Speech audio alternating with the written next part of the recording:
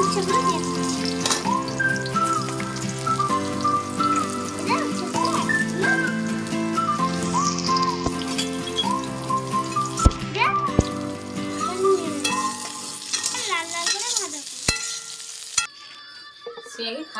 লাল লাল করে উচ্ছেগুলো ভেজে নিচ্ছি। বলুন, বড়ি খাচ্ছি। আলু আমি লঙ্কা দিয়ে দিচ্ছি, গোটা লঙ্কা আর আলু দিয়ে দিচ্ছি।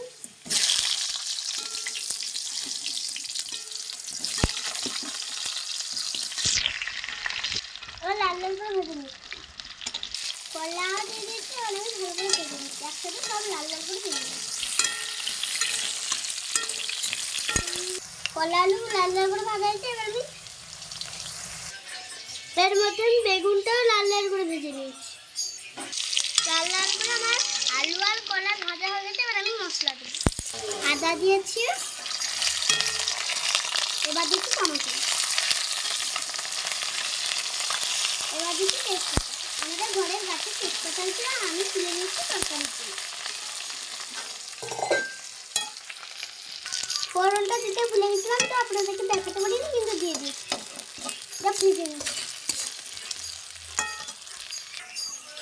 এবার আমি উচ্ছে দিচ্ছি।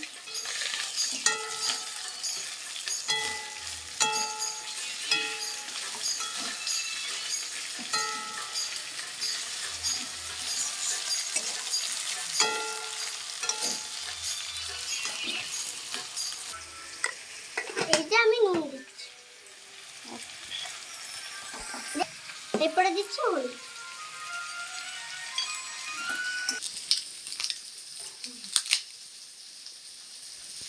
সরষে পোস্ত দুধ আমি গুঁড়ো দুধ দিয়ে মিক্সড করছি ভালো করে। মিক্সটা আমি ভালো করে করে নিচ্ছি। বেগুন দিয়ে দিয়েছি, একটু ভেজে দিচ্ছি।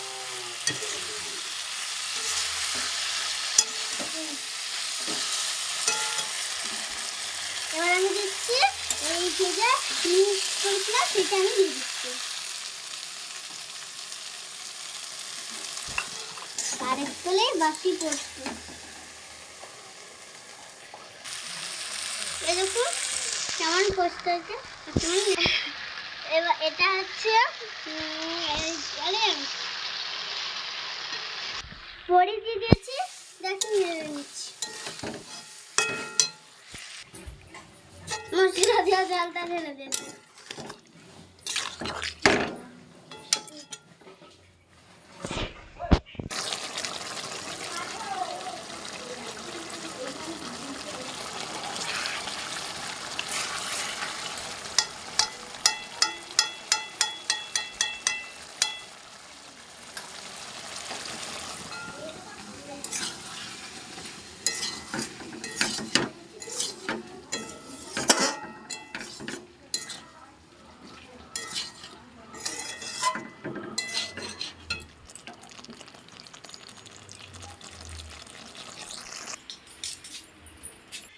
আমি তরকারিটা নামে খেয়ে টেস্ট করে বলবো। আর আমার বড়ি হচ্ছে খুব প্রিয়, এই জন্য বড়িটাই প্রথম খেব। দারুণ অসাধারণ। এটা বাড়িতে যে যে মশলাতে বানিয়েছি সেগুলো আপনারা বানিয়ে দেখবেন, অবশ্যই দারুণ হবে। সবটা বানিয়ে ঘরে বানিয়ে খেয়ে দেখবেন। আর যাদের যাদের ভালো লাগবে আমাকে অবশ্যই কমেন্ট করবে। এখানে আমার ভিডিও শেষ।